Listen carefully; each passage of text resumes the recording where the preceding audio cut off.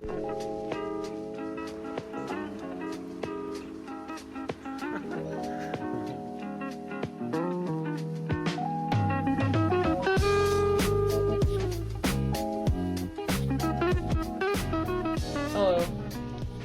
I'm Soren, and by default that makes me Jonah.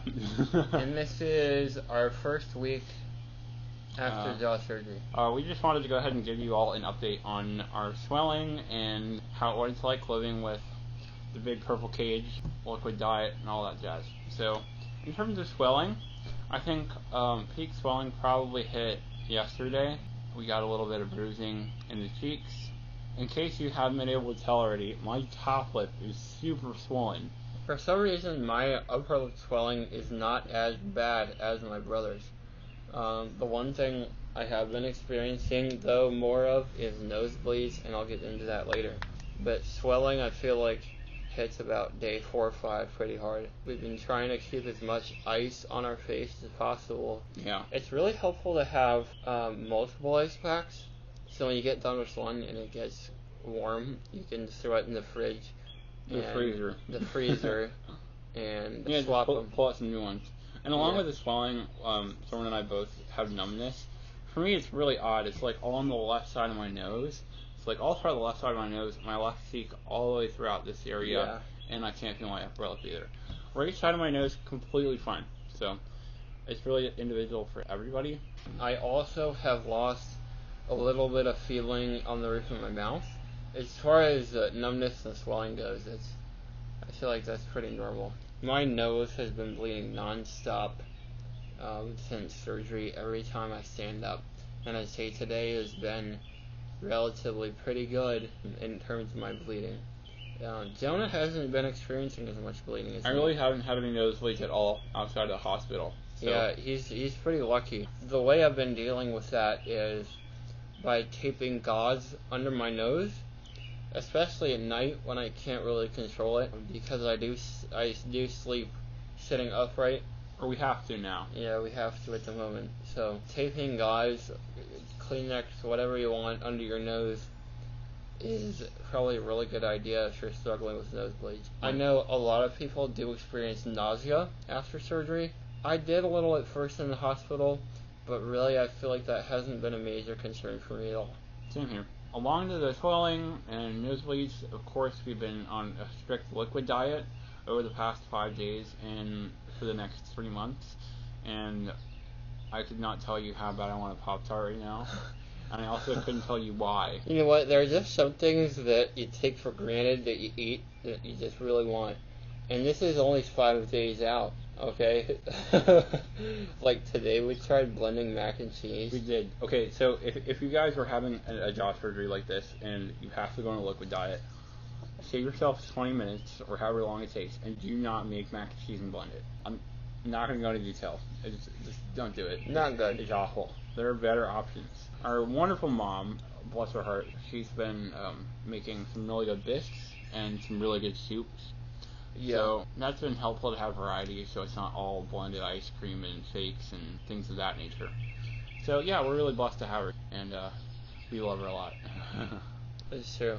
You guys also might notice the tank tops. Yeah. This is not really a move I like to pull off often, actually. Yeah. I don't have a choice, though. So when I have to figure out things to put over our distractors, or at least things that we can put on and off. If you're gonna have a rigid external distractor, make sure you have clothes in advance that fit over your head, or stuff with a big neckline. So like tank tops are great. V-necks work really well. Of course, like your button-up shirts. Also, like zip-up hoodies, if you ever get cold, are really great options.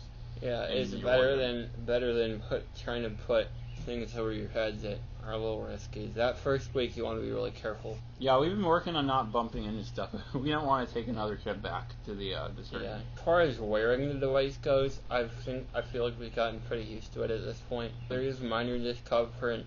There's a little bit of irritation in my cheeks on the inside from rubbing where the gear is. Yeah.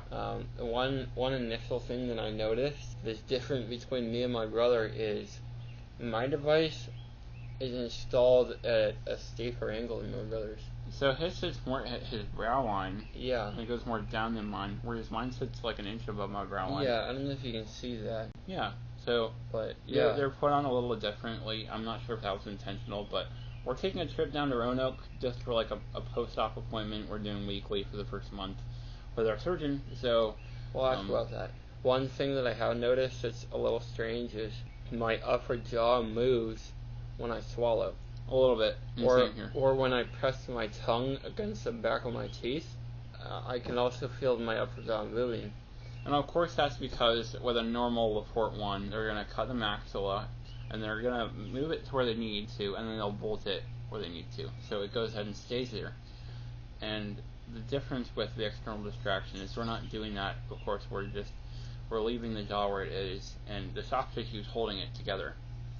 So there's a callus ends up forming between the maxilla and the rest of our skull, and then that way we're able to pull using these screws that we start turning tomorrow. I'm turning his, he's turning mine. So there's a lot of pressure. No pun intended. Literally pressure. Yeah, so of course I don't want to mess it up for him. It's pretty simple. You just turn the knob on the end of the thing, the big purple cage. So that shouldn't be too difficult. But in terms of pain, we are managing fine. We're on Tylenol, we're on ibuprofen, and we're just finishing up our last doses of oxycodone. We were on fentanyl in the hospital. Among a few other drugs. It really helped out in the hospital. We stayed one day in the hospital, about 24 hours. At least, no, we stayed more. We had that's right. We had a surgery on Tuesday morning. And we left Wednesday afternoon. A little later, around 4. Yeah. So we were in there a good while, but it was nice. If you're having any kind of jaw surgery, don't feel rushed to get out. Take your time. It's okay. Good point. If you're young like us, and your hospital is kind of far away, it'd be a good idea for you to get a hotel reservation for the next night and the night before, so you don't have to worry about driving down the day before, and you can kind of relax. That puts a long ways away. Also, my surgery was rather early, so that was the best option for us. This was our first time outside today. Yeah. Since surgery, and it feels amazing. Yeah, we've had pretty bad cabin fever, and I've been slowly going insane. Yeah. So it feels really nice to be outside. I've been sleeping a lot. I took 4 naps yesterday. Sleeping. So that's been the favorite activity. And more sleeping. Also, one thing I forgot to mention, it hurts really bad to laugh and smile. Like this morning, I don't know what it was. I was laughing really hard, and I was also crying. Those tears were definitely both out of pain and joy. Like it was. Yeah, same. And Soren and I go ahead, we feed off of each other in terms of humor. Dude, when he's laughing, I laugh. If you're a twin, you understand. It's a little painful, so I try to keep happiness to a minimum. Because, ow. He's smiling and laughing is a little painful. So, I think besides that, we're doing alright. I think we've covered all the bases. Yeah, pretty much. See you in Roanoke early tomorrow with our appointment with our surgeon, our post-op appointment. So, yeah, it's been good. We're doing okay. So that's it for day 5. Peace. Yeah. Right now, I'm going to be turning Jonas screws with his appliance. Sure. Yeah, I'm sorry we couldn't get back to you guys in Roanoke, but we have a couple pictures where when we were turning screws for the first time. Surprisingly, it's not too painful, so we're really excited to get things moving along. So Soren's going to go ahead and turn mine. That's what it looks like. Here, if you want to come over here and...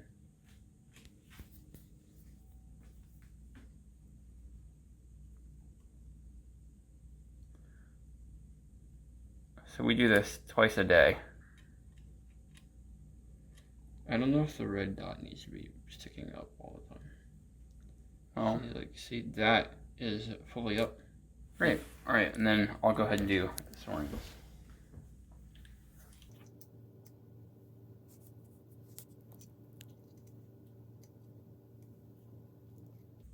Great. Good. That's that. So the screwdriver, or the whatever you call this tool, is also purple, so it's totally matching. So we have really cool pieces of equipment on our head, so it's just kind of exciting to see that. That's turning screws, and we'll see you in the next video.